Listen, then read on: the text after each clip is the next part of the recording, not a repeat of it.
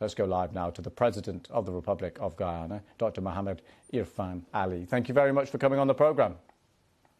Thank you very much for having me. So what's your response to this referendum in Venezuela?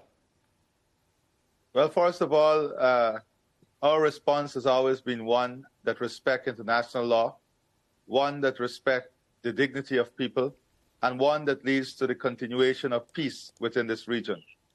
That is why we went to the ICJ for provisional measures in relation to this referendum. Not to stop the referendum, because that is their business, but to have provisional measures against two questions.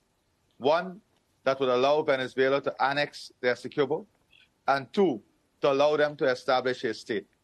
And on both these questions, the ICJ made it very clear that Venezuela is not to act upon the outcome of these two questions or upon the outcome of the referendum, and that Venezuela must respect the status quo as it exists today in Guyana, and that is Essequibo belongs to Guyana, and Guyana administering this county. And do you think Venezuela will respect it, or do you think they will annex it?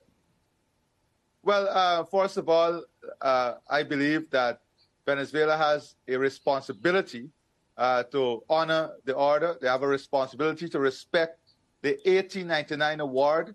And in the 1899 award, the boundaries of Guyana and Venezuela was fully settled, and that settlement was jointly agreed to by Venezuela and Guyana. For a matter of fact, Venezuela went on to enact the boundaries within the legal system and even printed stamps with the boundaries. Now, I'm concerned that Venezuela can indeed follow up their rhetoric and the narrative and act in a reckless manner. And this is concerning because already we have a dangerous situation in Venezuela where the people are suffering as a result of the type of governance, where the respect for the rule of law, where democracy and all these things are threatened. So we are concerned that a reckless and adventurous action can lead to more displacement of the Venezuelan people. Okay. That creates added regional pressures on migration and so on. So as a country, we're not taking this for granted. We're not taking a narrative out of Venezuela for granted. That is why we have been working with our neighbors, our friends, CARICOM, Commonwealth, the OS, have all issued very strong statements and call on Venezuela to respect the rule of law and respect the order of the ICJ. Okay, President, thank you very much for coming on the programme. Thank you. Thank you very much.